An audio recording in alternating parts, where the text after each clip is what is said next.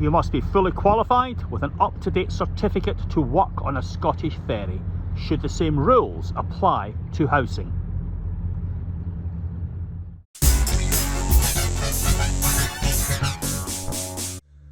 I'm Alistair McIntosh and welcome to this week's First Things First. Last week was another bruising week for housing, with the Grenfell inquiry where the Chief Executive, Robert Black, was grilled by the judge and the barristers about his lack of qualifications, hence the film at the top of this show. And of course on ITV we had their coverage of failures by a number of larger housing associations. What disappointed me was the reaction by some, but far from all, of the people in our sector. There was too much of this. They're a few bad apples, they're not like us. My question, how on earth do you know?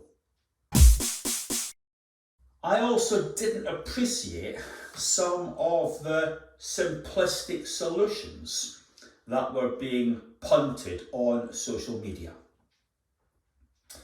One ran along the lines that housing associations have got too big for their boots, they're in far too many places, how can they possibly cope? There may be truth in that, but the flip side of the coin is that Kensington and Chelsea's tenant management organisation was in one borough and one borough only, and in order to qualify as an ALMO technically, the council had to exert as much control over the TMO as it would over one of its own departments. So I'm not convinced size and spread are the magical answers. And then we turn to those that lay the blame for poor performance at high salaries.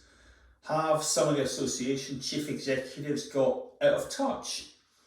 Are they no longer understanding of normal people's lives? Possibly. Who am I to judge? But at the same time as those accusations are being levied, we look at another housing association that's been deemed to be non-compliant by the regulator, and the salary for the chief executive of the parent organisation is, wait for it, only £15,000 per annum. So pay isn't the magic bullet either. Life is complicated, there is no single solution. But I think, as the government does, that inspection has to be part of the answer. Now, the new Housing Inspectorate won't be turning up tomorrow. All manner of delays. Now, it's easy to get on a high horse and blame a distracted government. Everyone always likes to have a pop at the civil servants, though in this case, they seem to be an excellent team of hard-working folk, and sometimes the regulator gets the blame. I don't really detect any dragging of feet there. And actually, aren't we blaming the wrong people?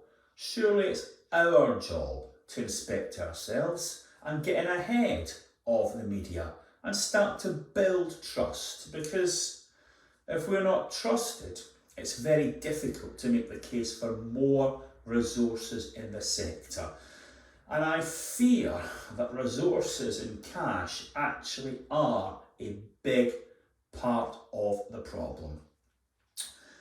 When Robert Black was being grilled by the barrister last week, the judge intervened and said to him, why didn't you send a formal letter to the council saying there were insufficient resources to do the fire safety works? And of course, Robert, it's a difficult question to answer, and let me help you.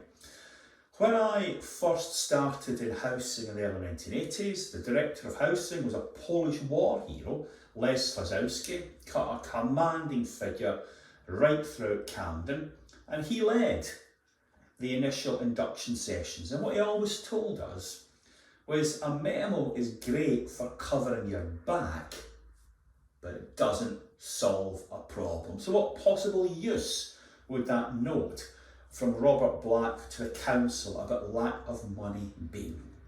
A futile gesture, unfortunately. And then we turn our attention to the housing associations. Why on earth are they forced into the position when they're ducking and diving in the housing market? They very well know that when they put properties up for sale, they are contributing to house price inflation and making everything worse in terms of affordability. They need to be given the resources to do the job.